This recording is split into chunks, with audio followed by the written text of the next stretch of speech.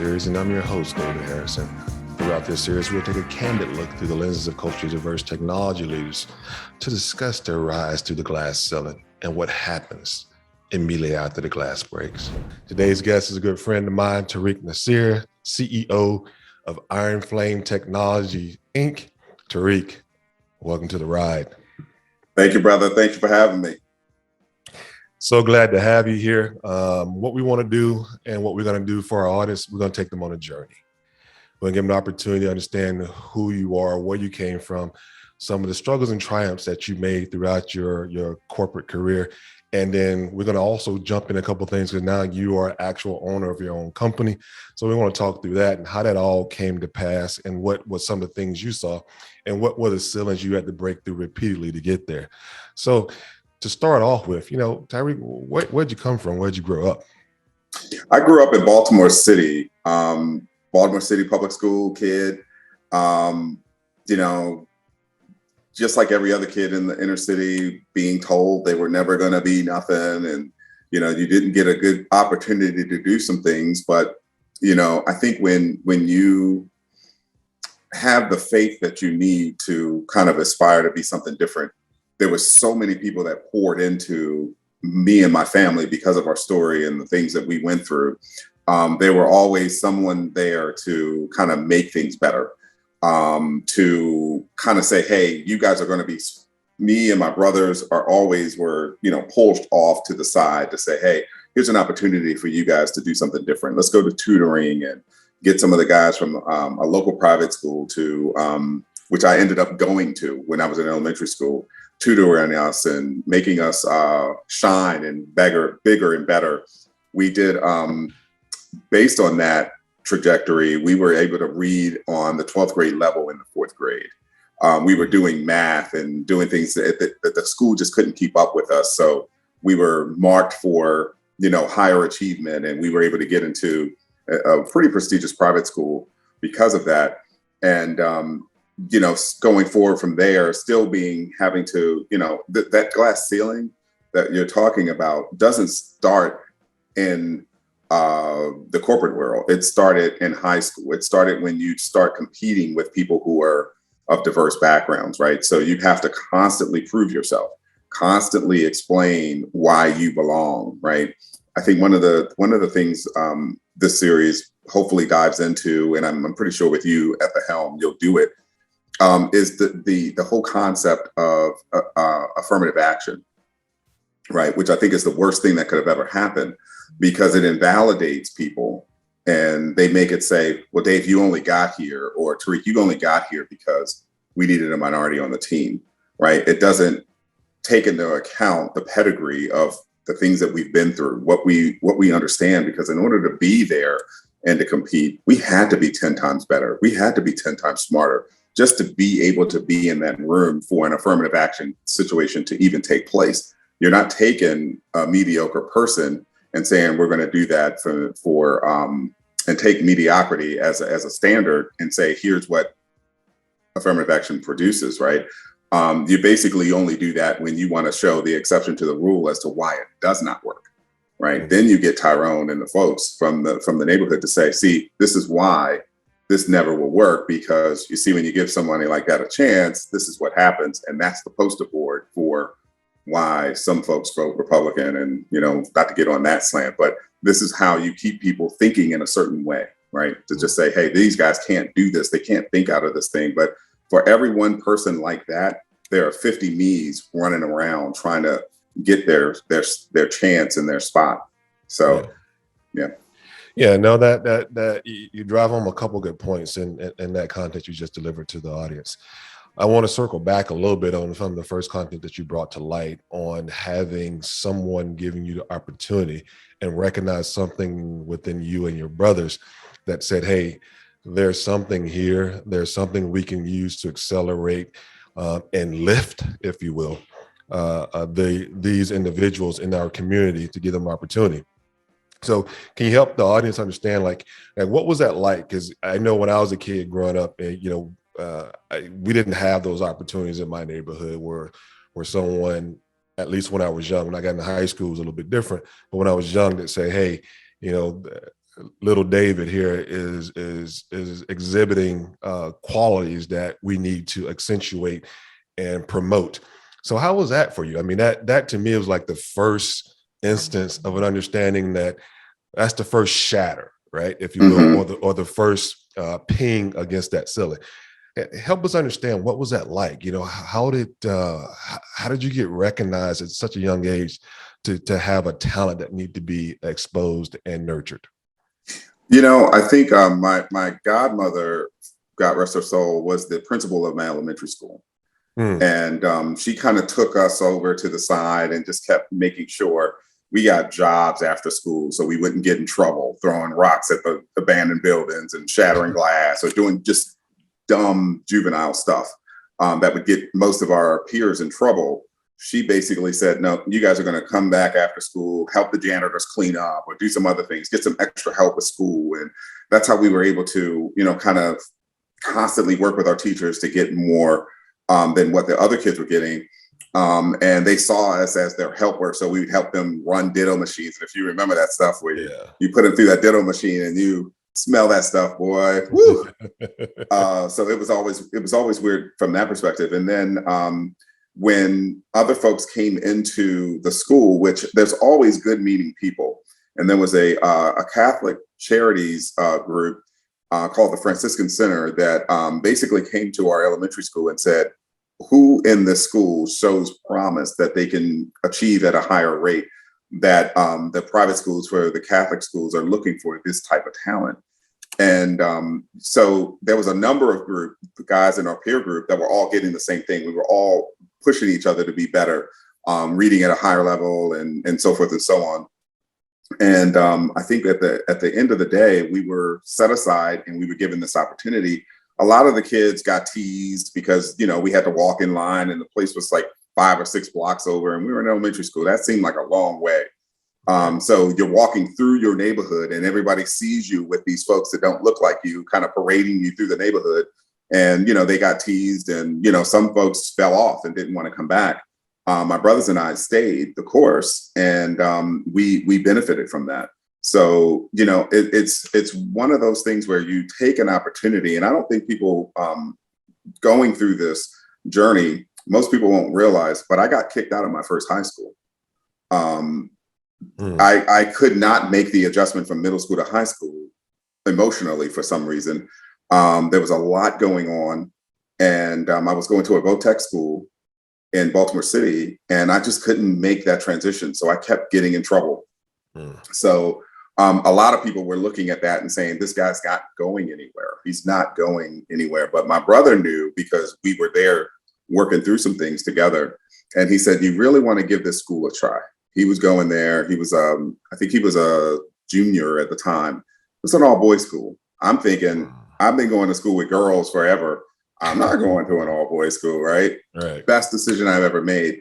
So when I got kicked out my freshman year of high school, I ended up going to my zone school because the school I was going to was a special school because I was a higher achiever. I got kicked out of that vocational school, had to go to my zone school, and I had to repeat the 9th grade.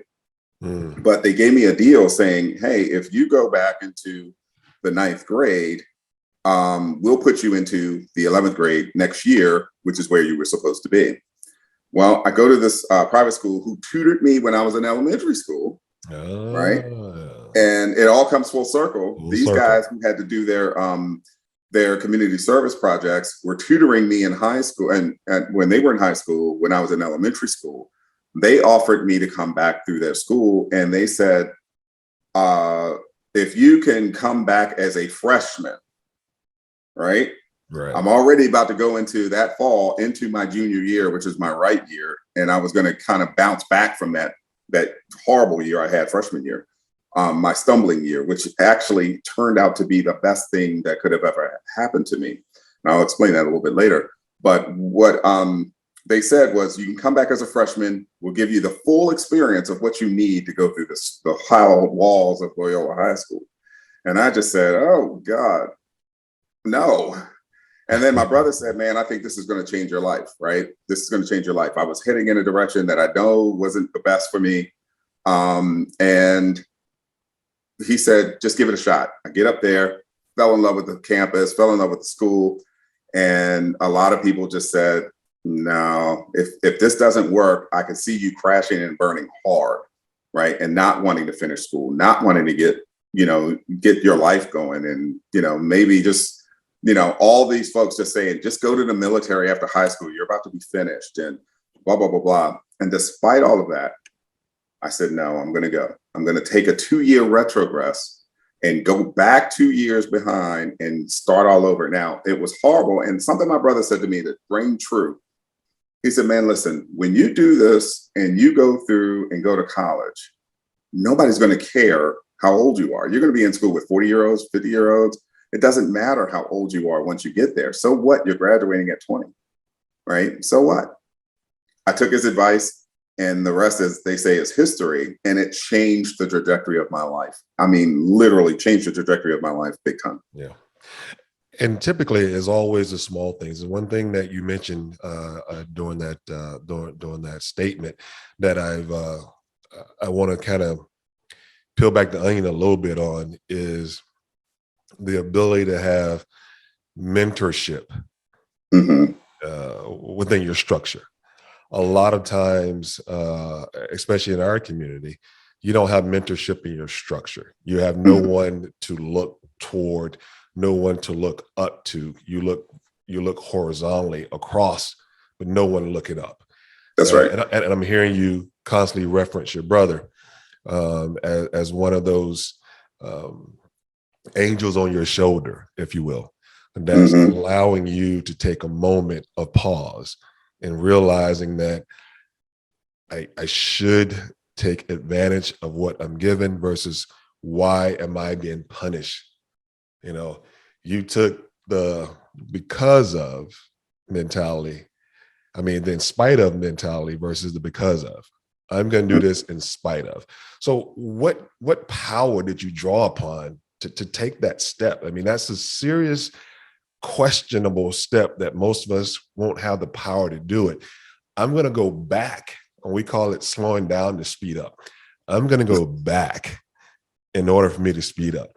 What gave you the intestinal fortitude to make that decision?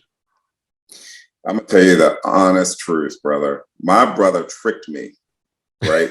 we were at a religious retreat for the church we were going to. It was a Baptist church. AME Church in Baltimore. We went to a retreat and they were doing an altar call for all the kids to get saved. And my brother and his friend was with me. And he said, we gave our life to Christ at school because they were going to this Catholic school. Right. And he's like, if you don't go up there, you're going to go to hell. I was 14 years old. Never forget this. Never, ever will forget this till the day I die. He said, man, we gave our life. If you don't do this, you're going to go to hell. And I didn't want to go to hell. I'm 14 years old. And all these kids, it was just nothing but a youth retreat, right? So all these kids are, teasing and, nobody's going up there.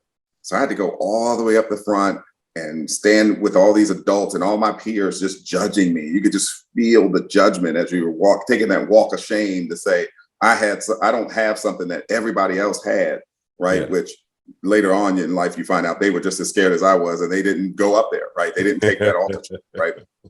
But at 14 years old, I did that.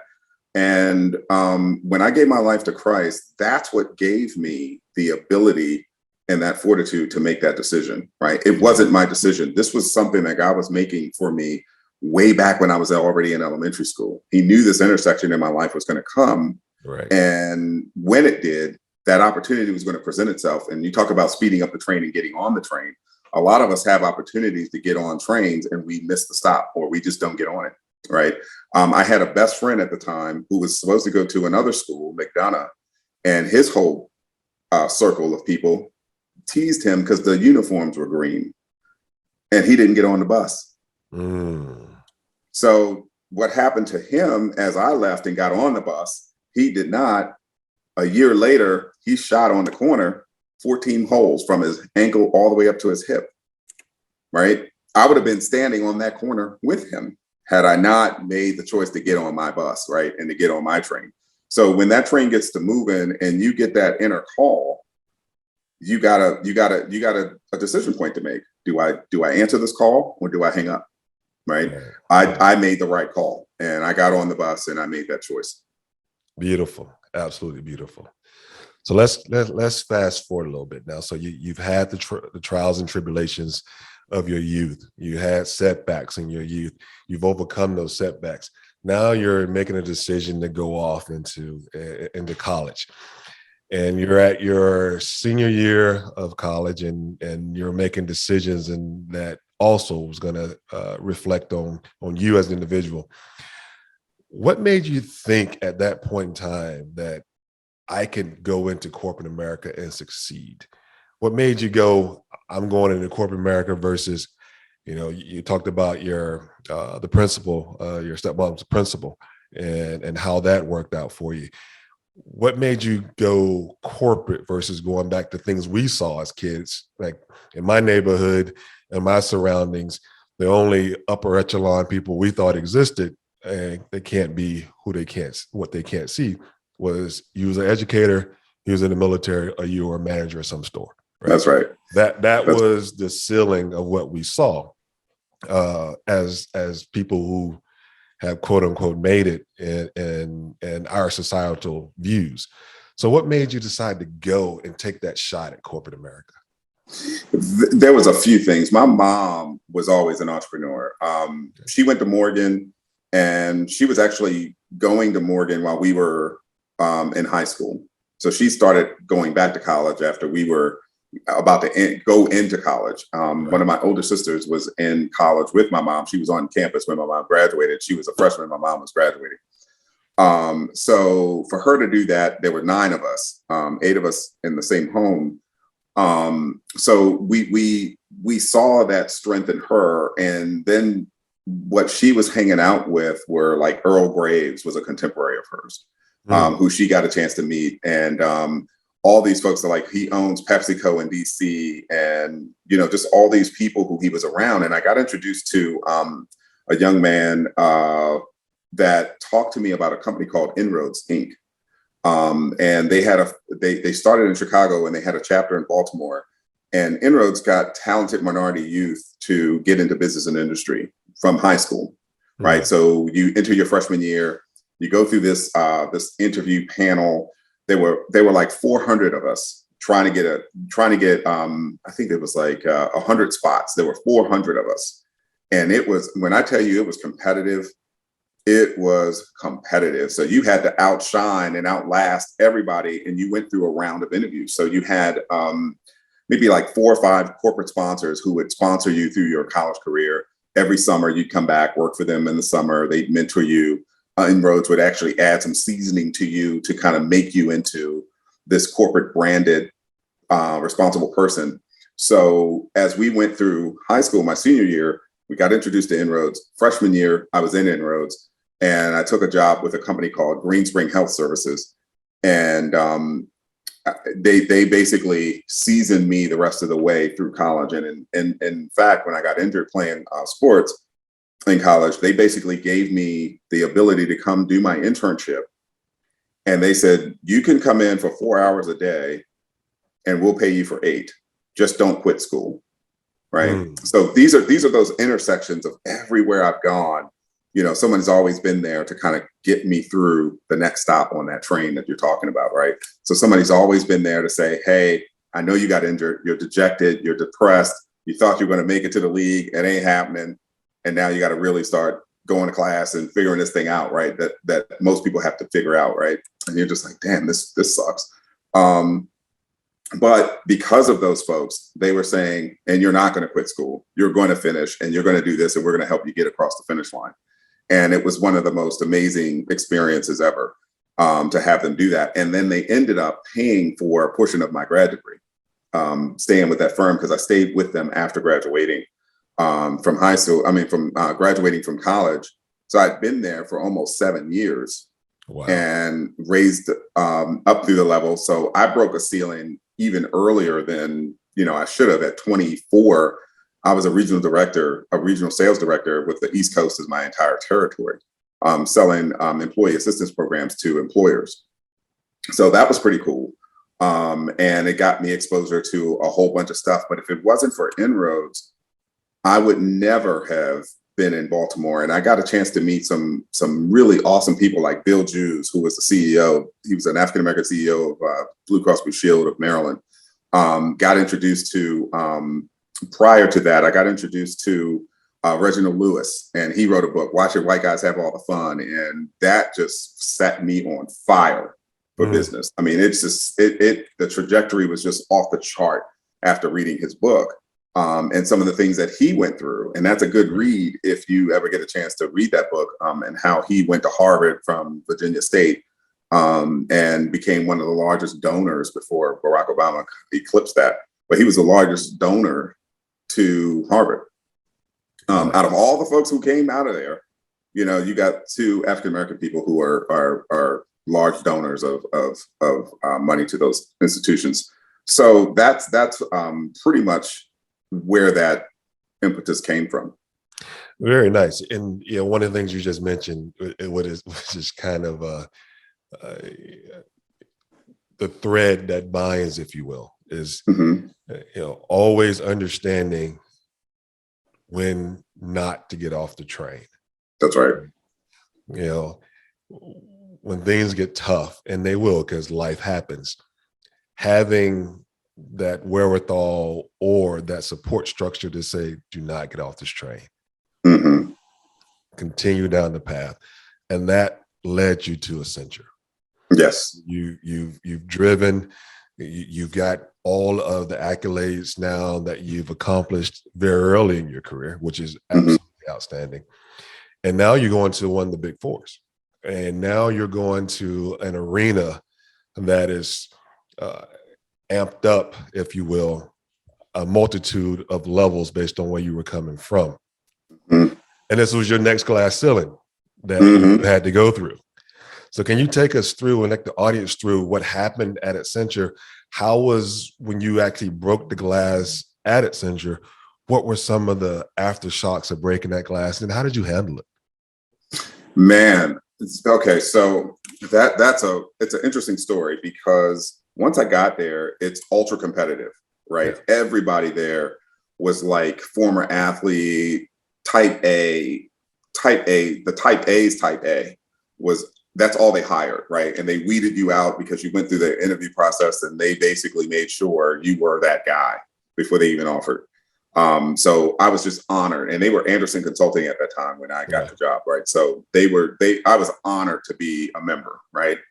Going through that training program, they start seasoning you to be a Anderson person or a Accenture person. They became Accenture after we got there, after the Enron split, or the fiasco. So we get there, and there were so many people. They assigned you a career counselor, they assigned you mentors, and they assigned you some folks. And just like everything else in life, I've had this trajectory where everyone wants to feed and pour into me. And I had some of the most awesome people, like the lead of government for the entire globe for Accenture, became one of my mentors and talking to me about life and, you know, how to kind of traverse this thing that they call this beast Accenture, right? That you can go any direction you want to. Back then, the .com booms were crazy. People were making all kinds of money. PeopleSoft and all these other systems were raging out of control, and everybody was getting these high-tech skilled jobs, and it was crazy back then.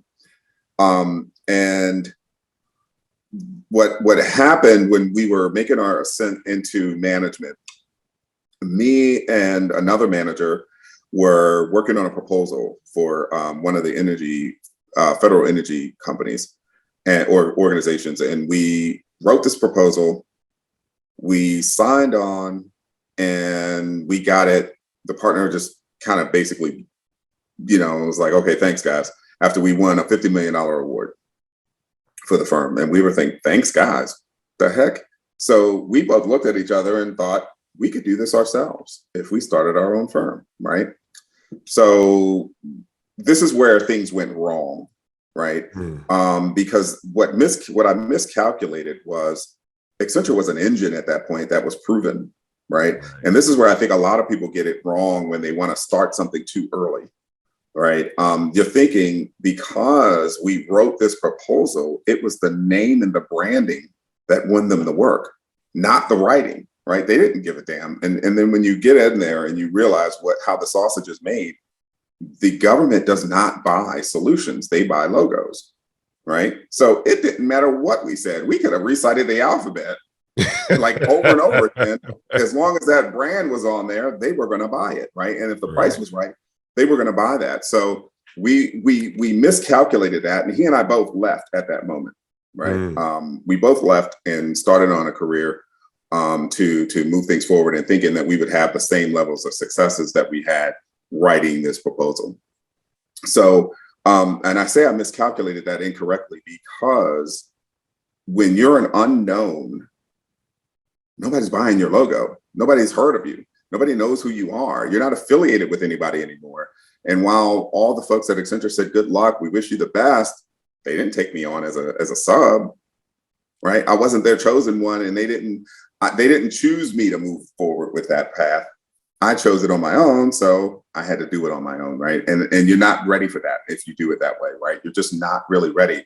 But the blessing in that too was I really wasn't ready, but I was, in another respect, because I remember the faith walk I had to make to when KPMG called me. I was Accenture National Security Services, like number 7 employee. They just started the organization, and I joined them. And we were starting to get into classified stuff on the intel side. And I was up for a TS-SCI with a poly and all this kind of stuff. Going through that process took about 18 months. So while I was going through the process, I was doing some work for them, still working at Accenture. And KPMG calls me and says, hey, now, Dave, this is if nothing else I've said to you shows you how favored I have been, this should be it. They called me up. I have nothing on them. I have no resume on the internet, because the internet was just brand new, right? I have no shred of evidence of me starting a company, which was, I started it in January of 2004. They called me in November and said, we need you to work with our audit client or our non-audit client in New York, and we need you to be there on a Monday. They called me on a Wednesday. I got a TS-SCI clearance on the line. I'm up for promotion at Accenture. And I'm sitting, and I'm about to go into this intel side, which I knew would just be awesome, right? Right. And I remember distinctly getting into my prayer closet and just saying, I don't know, Lord, I don't trust this. I don't know what to do. And I distinctly remember the Lord saying, do you trust me? If you trust me, you'll take this and you'll never want for work another day in your life. Right? I had 3 days to tell an employer who's been extremely great to me and gracious that I'm leaving with 3 days notice, which nobody ever does. No one does. Yeah. Right? No one ever does. And I just had a new baby. Right? So I'm sitting here like, I got to go home and explain why this is happening and what I just did. I got to tell my employer that this is what I did. And I'm starting a job, and this is going to be the real kicker. It was a 6-week opportunity, right? So you take all of the things that you're going to lose, and you do that for a 6-week opportunity because the Lord told you to do it, right?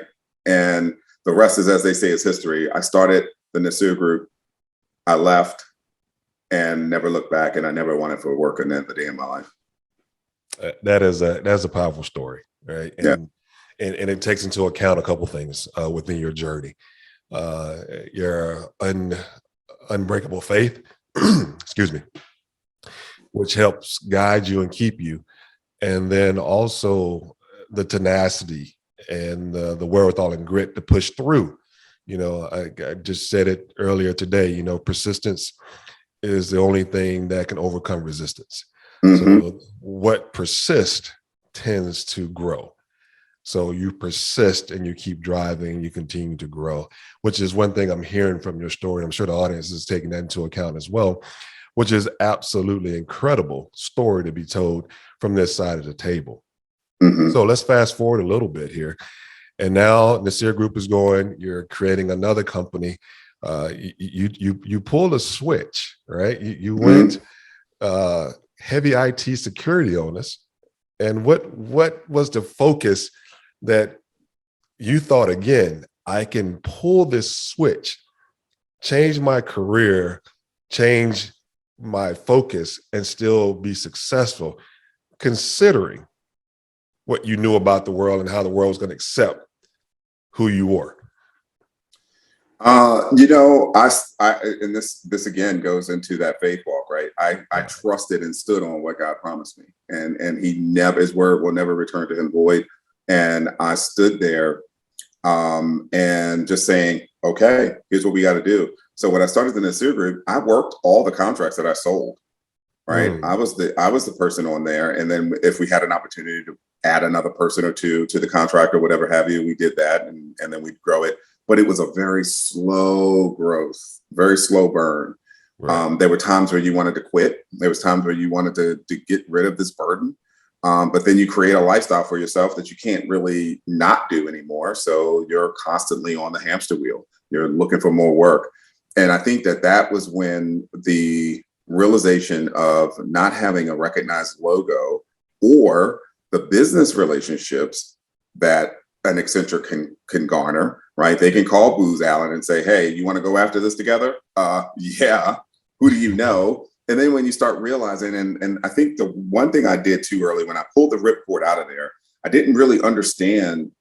When you talk about going beyond the cockpit and seeing how the sausage is made, right? And you're saying, ah, that's how they did this, right? Exactly.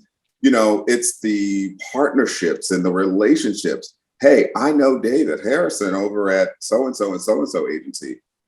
Do you think that if we teamed together, we can bring a strong enough offering to make them and convince them that we have a good solution? Most of the time, the answer is yeah, right? You're nodding your head. Yeah, we could do that. I know Dave really well. I think if we can put this together and say, hey, we're joining forces to bring you the best of breed and solutions, would you be interested? And most of the times, because it's you, he's going to say, yeah, right? Yeah, I think that would be great. And it's two giant organizations coming together that's giving them the best of all worlds, right? So Mm, where we're strong, they're weak, and where we're weak, they're strong. Hey, we fixed that. So this is how we're able to give this to you. When you're a small business, every agency looks at you as a threat and just says, you can't complete this. You can't do this without the assistance of a large business. So you're always going, and it's always funny that they call it the Small Business Administration. It should be the Large Business Administration because they always force you to work with a large business to kind of get the federal work. You can't get federal work unless you're affiliated with a large business. It just doesn't happen, right? Because mm, there's so many of the Tyrones of the world who they gave work to that they weren't ready for it. They weren't trained for it. And that was the impetus to say, this is why we can't go with firms led by people who look like that, right? right. And it hurts and it's terrible because it's horrible when you are trying to represent for an entire race and everybody's looking for you to make a mistake and they throw things in your path to make sure you make those mistakes. So you have to outthink, outlast, outwit, and do everything better just to prove that you belong there, and you still can't get there, right? Even as a CEO of a company, you're still sitting there saying, how do I get here? And the answer always is partnerships. And if I could have stayed at Accenture just a little bit longer and learn how to maneuver through those things and to create those essential partnerships that I needed before before I pulled the ripcord and jumped out and said, I can do this, right? Yeah. I think things would have been a little different. Not much, but a little different, right? Yeah. Because still the call was for me to get out of there when I did, because God was showing me something different about how faithful he is to me.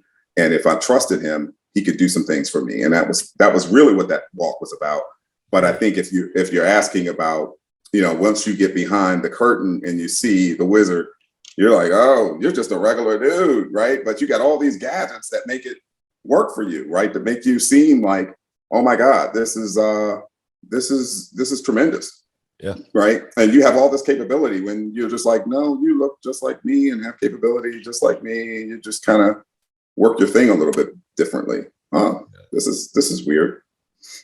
Yeah, and so to circle back around and come to a good ending to your journey, you know, I've used the term cockpit quite a bit and Hmm. my storytelling because I think it gives the audience a vision of all the buttons and the switches and the dials and the gauges to get to a true understanding of what it means to be on the other side of that door.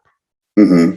And then one of the things you mentioned about is one of the things that uh, I personally struggled with, and it sounds like you struggle with as well out of the gates, is understanding that each one of those knobs and switches are connected to something else.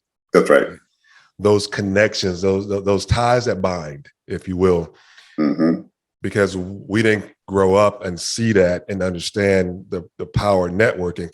You know, networking in our neighborhood is not the networking you want to maintain throughout your entire career. You want to get the capabilities, get more ties that bind that will lead to different outcomes.